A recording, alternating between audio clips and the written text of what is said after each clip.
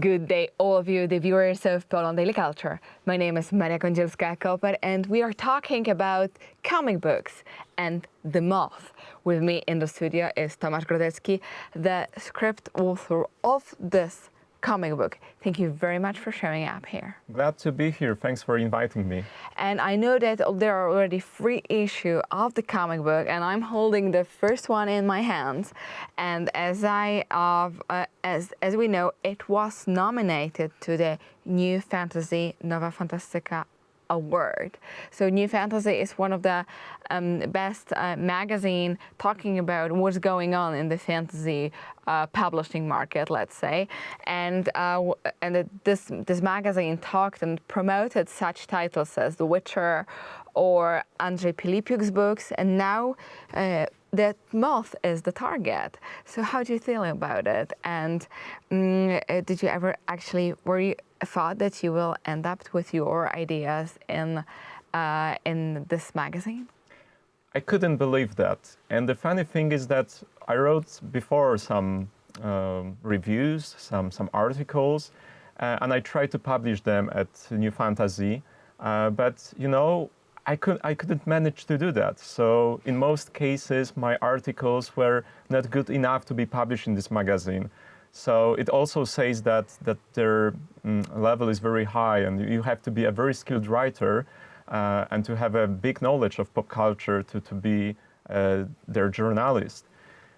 And then my comic book, the first comic book I've ever wrote, has been nominated to this award. So I couldn't believe that. And you know, it is both an honor and I feel very blessed to be a part of this history of this magazine. Because as you mentioned, The Witcher debuted in Nowa Fantastica, New Fantasy. Also, Andrzej Pilipiuk published a lot of his work there. And I think like it's the most popular and most influential magazine on the Polish market related to fantasy. I would also say that I've been a huge, long life fan of this magazine. And, you know, as a child, I collected Nowa Fantastica, and I couldn't believe that right now my name is there.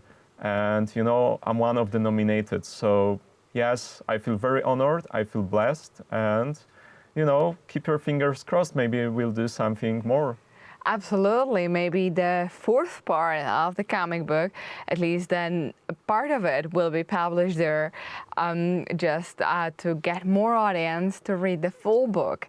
But talking about this, we have 3 parts of the moth. The first one I'm holding here, but the story continues in 2 more, to another. So how does the plot, let's say, develop? What's more there? I decided to introduce more characters. So there are some new characters such as Mole, and this is a totally different character than Mauve, because I described Mauve as a character with super disadvantage, so he's not very powerful. And Mole, on the other hand, is very powerful, but you know, he's a tragic character. He lost his wife, he decided to become a vigilante, he started drinking, so he has some very big problems. But at the same time, he befriends with the Mauve, who's totally different character, and the Mauve is trying to make him superhero. And I think many readers love this character and love this relationship between the Mauve and Mole. And I think it's really great that there is some connection both between the readers and characters, and of course me.